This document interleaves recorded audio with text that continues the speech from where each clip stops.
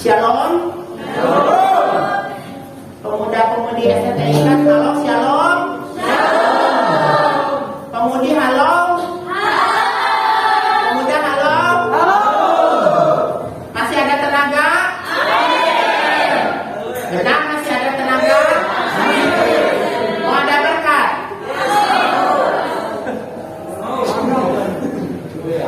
Kalau ada berkat pasti ada kemenangan. Kalau ada kemenangan pasti is good for you. Saya mengucap syukur dan terima kasih karena saya diberikan kesempatan lagi dan waktu yang ketua di sini memberikan kepada saya untuk mendapatkan firman Tuhan pada sore hari ini. Pada hari ini saya akan mulai semuanya membaca dalam Matius 5 ayat 16. Untuk menghormati dan menghargai firman Tuhan, mari kita semua berdiri.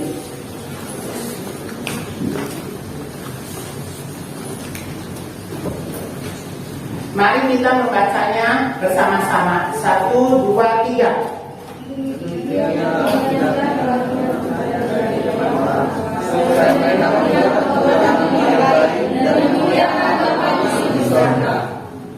Silakan duduk. Terima kasih buat semuanya. Saya akan ulang kembali. Demikian hendaknya terangmu bercahaya di depan orang, supaya mereka melihat perbuatanmu yang baik dan memuliakan Bapamu yang di surga. Saya di sini sangat untuk menggarisbawahi 3 perkataan, yaitu terangmu bercahaya di depan orang, perbuatanmu yang baik dan memuliakan Bapamu. Adapun perikop yang saya bawakan pada sore ini adalah garam dan terang dunia yang ditulis Matius sebagai kabar baik, yaitu Yesus adalah penyelamat dengan sesuai yaitu dengan cetakan Lembaga Alkitab Indonesia. Bila kita semuanya kita lihat, kita pelajari dan kita telaah semuanya, apa yang disebut firman Tuhan yang telah kita baca adalah proses kehidupan. Saya mau tanya ke bagian pemuda, kira-kira tema apa yang akan saya berikan sesuai dengan Matius 5 ayat 16. Pemuda, sebelah kiri saya apa kira-kira? Kalau pemuda, ada suaranya? Kalau ada suaranya, tolong memberikan ide atau kata-kata yang tema yang kira-kira menurut kalian sangat cocok dengan Matius 5 ayat 16. Anak muda yang berintegritas. Kira-kira yang pemudi?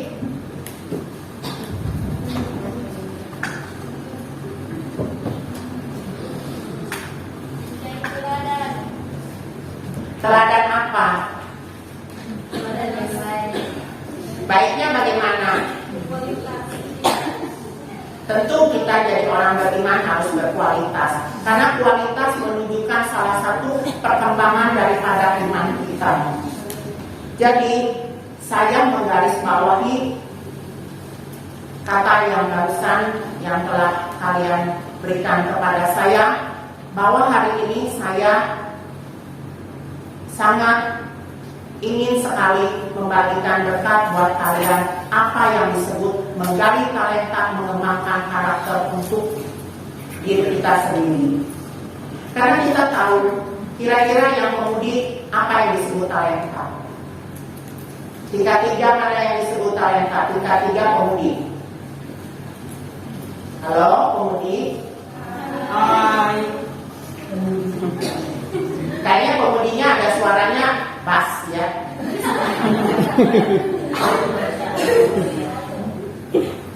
Pemuda gimana kira-kiranya pemuda general yang sungguh menawan? Kira-kira talenta apa yang disebut dengan talenta?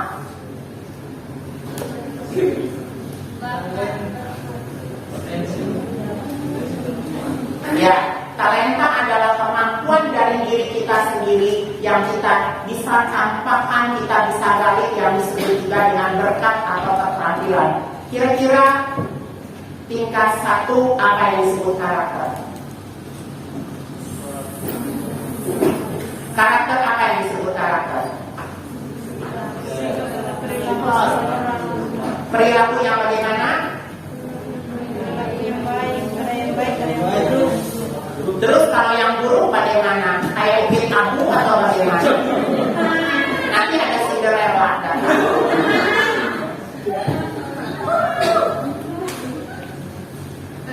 Kira-kira bagaimana?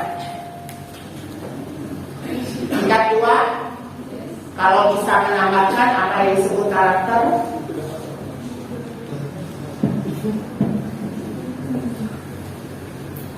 Saya akan tambahkan semua. Karakter adalah watak atau kepribadian dari diri kita sendiri. Jadi kalau kita gabungkan apa yang disebut dengan menggali talenta mengembangkan karakter dalam Kristus adalah proses di mana kita menjadi seorang beriman dengan hikmat bahwa kita memang percaya dan kita mengikuti apa yang disebut konsistensi dalam kehidupan, apa yang disebut dengan langkah kehidupan itu nyata dengan jelas. Sehingga apa? Sehingga kita memang orang yang beriman itu ya dan amin, bukan cuma cerita atau kata-kata, oh katanya orang Kristen, apa yang disebut karakternya, apa yang disebut talentanya. Justru itu pada sore ini saya ingin membagikan bagaimana kalian mengembangkan diri kalian untuk menemukan proses jati diri. Apalagi saya mengetahui kalian di umur-umur yang cukup rawan, yaitu umur untuk menentukan dan menemukan jati diri. Siapakah aku, siapakah dirinya, dan siapakah dia yang cocok buat saya. Sehingga ada kata-kata apa, pasti sayang-sayangnya ditinggalin di ghosting.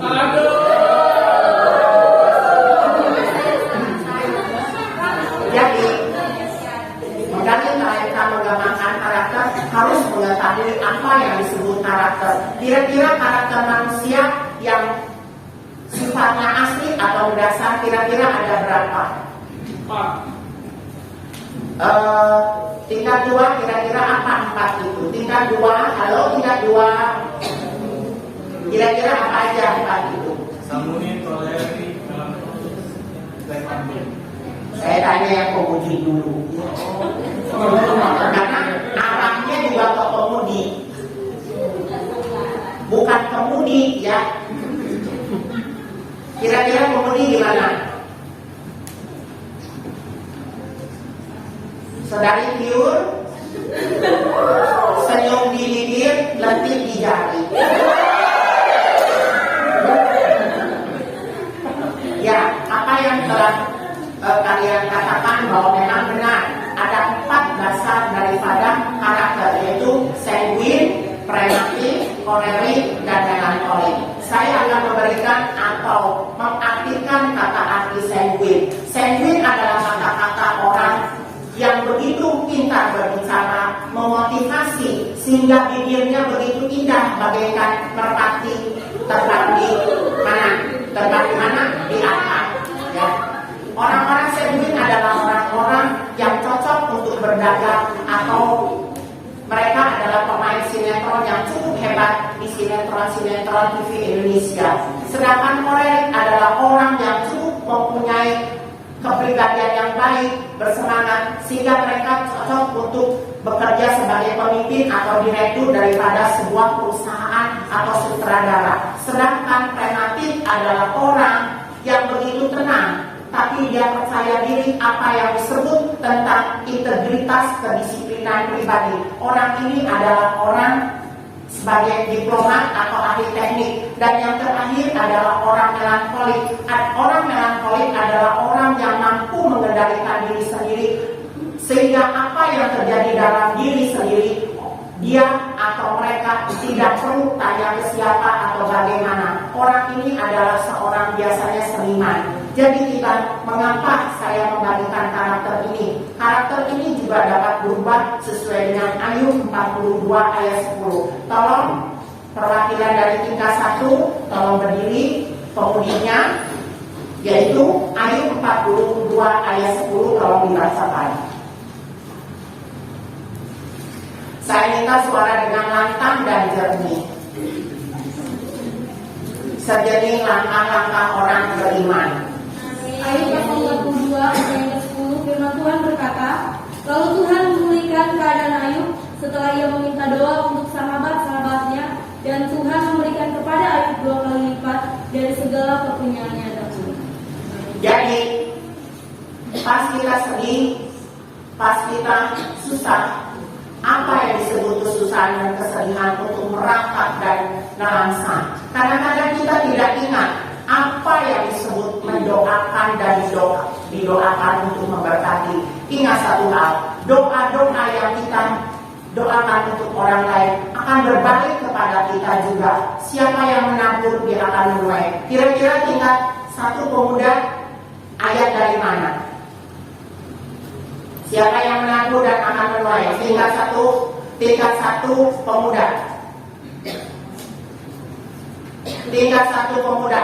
Kalau Anda memang mau bersekolah di teologi IKA, harus tahu siapa yang menabur dan menuai. Halo, tingkat satu.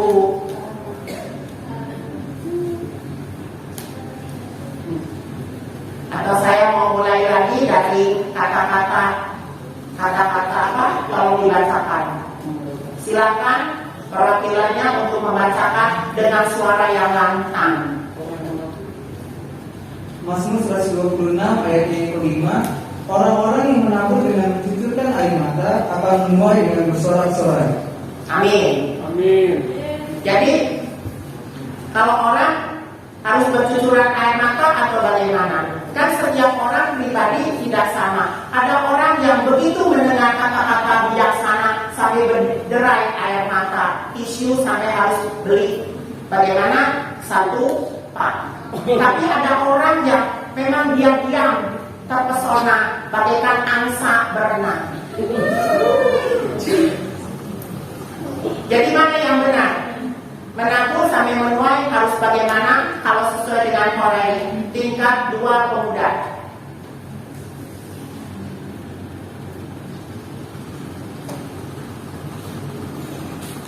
Kok nggak ada suaranya? Tadi saya tanya tingkat 2 pemudi, sekarang tingkat 2 pemuda bagaimana kira-kira?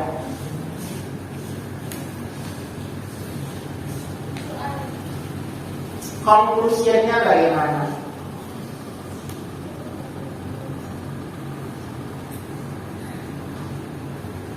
Ada bobok semua. Nanti saya punya lagu nih bobok. Kalau enggak nanti saya nyanyi maju mundur. Saya mundur.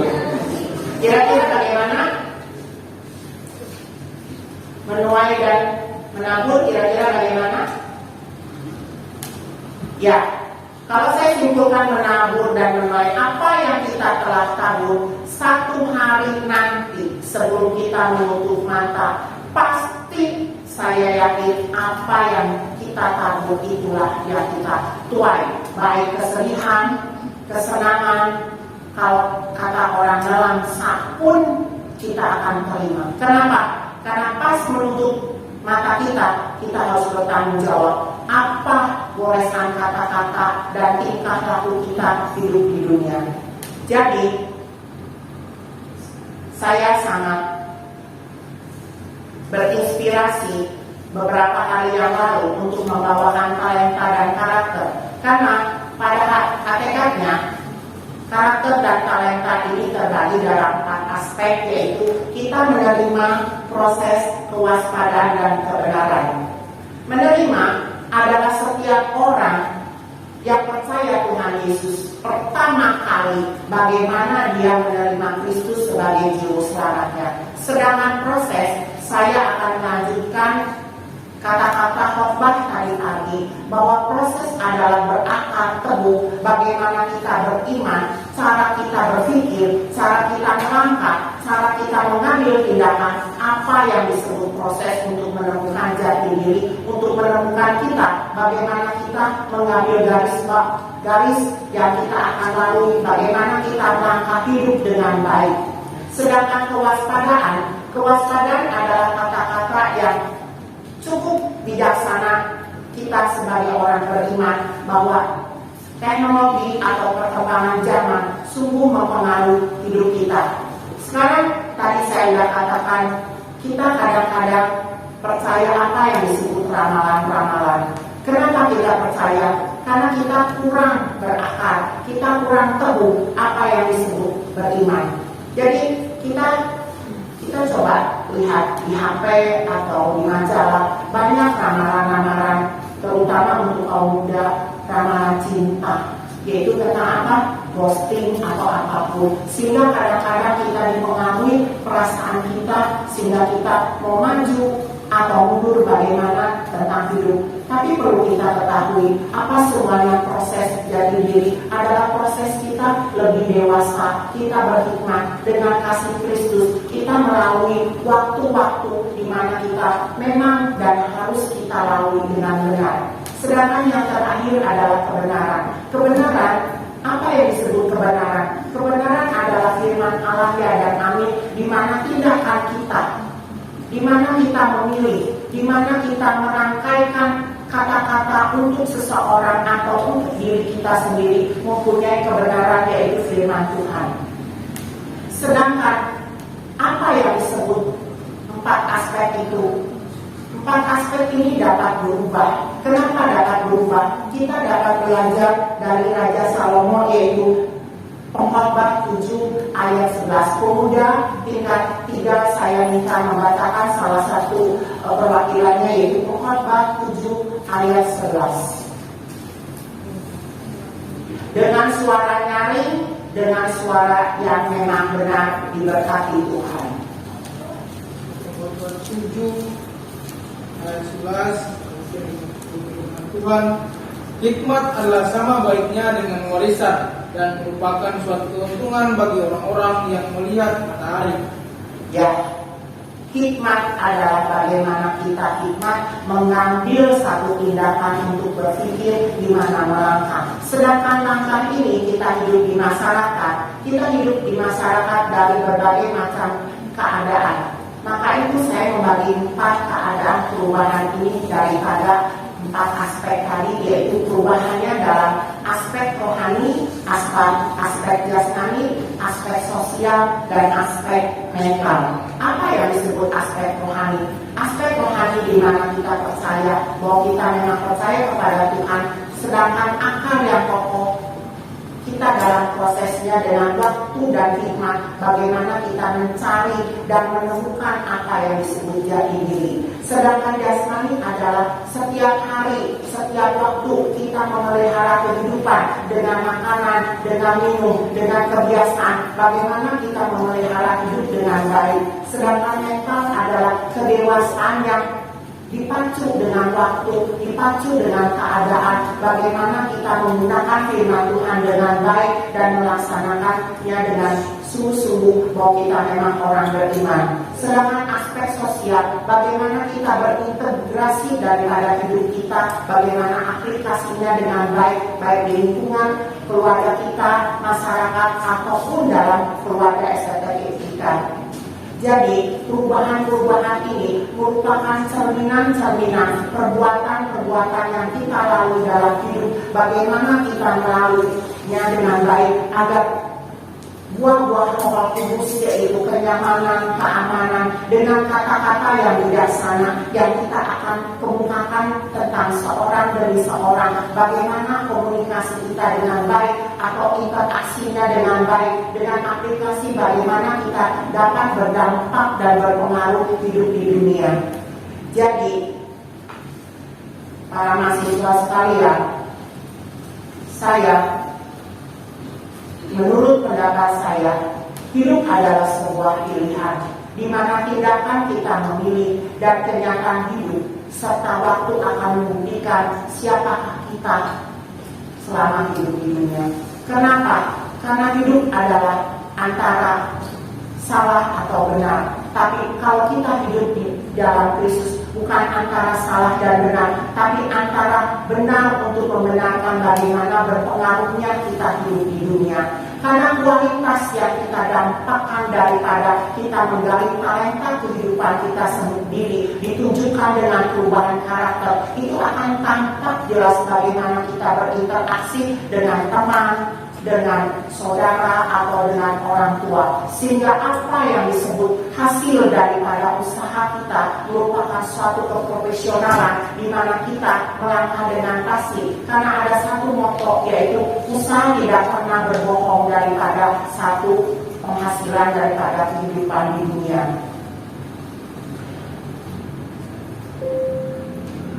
Saya selama pulang ke tempat saya bekerja, mengapa saya mengambil atau tema menggali talenta mengembangkan karakter? Saya ingat sewaktu saya berumur seperti kalian, saya sungguh dan sungguh bingung bagaimana tentang keadaan saya. Tapi yang saya tahu, Tuhan tidak pernah meninggalkan saya. Walaupun pada akhirnya saya berdiri di tempat ini, Tuhan mengerti bahwa saya memang pilihan hidup seperti ini. Bukan apa yang kita jalankan atau kita utarakan, tapi memang benar Tuhan memilih kita itu tidak salah. Tuhan akan membawa dengan caranya Dia, bagaimana Dia menguruskan hidup kita dengan caranya Dia, asal kita mempunyai niat, usaha, semangat dengan perubahan yang nyata. Bagaimana kata-kata yang kita ucapkan itu sesuai dengan apa yang kita kerjakan. Dan sebagai ayat penutup, saya minta yaitu Matius 7 ayat 17a untuk saudara Eko membacanya dengan suara yang baik.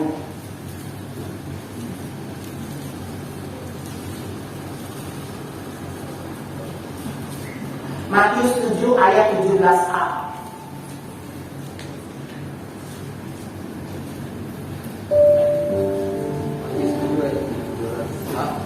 Demikianlah setiap pohon yang baik menghasilkan buah yang banyak. Terima kasih, saya akan ulang kembali. Demikian setiap pohon yang baik akan menghasilkan buah yang baik juga. Pak, kira-kira bagaimana kalau buah kehidupan saya tidak baik, buah pemikiran saya tidak baik? Kita harus berubah, karena perubahan itu kalau kita mengikut Yesus, itu Tuhan punya cara tersendiri bagaimana kalian akan mendapatkan cara dengan baik, baik di keluarga, baik melalui firman Tuhan atau keadaan, sehingga kita masing-masing diberkati untuk memberkati semuanya. Saya rasa firman Tuhan pada sore hari ini cukup sekian.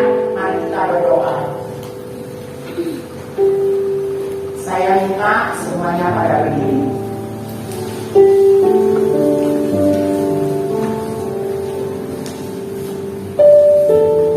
Kami ucap syukur karena kami telah mendengarkan firman-Mu. Berkati kami semua agar firman-Mu yang kami telah dengar menguatkan hati dan pedoman bagi kehidupan kami. Tuhan, lindungi kami dari COVID-19 agar kami sehat dan dapat melaksanakan kehidupan dengan baik. Dalam nama Tuhan Yesus kami telah berdoa dan mengucap syukur. Amin. Shalom dan terima kasih. Selamat sore.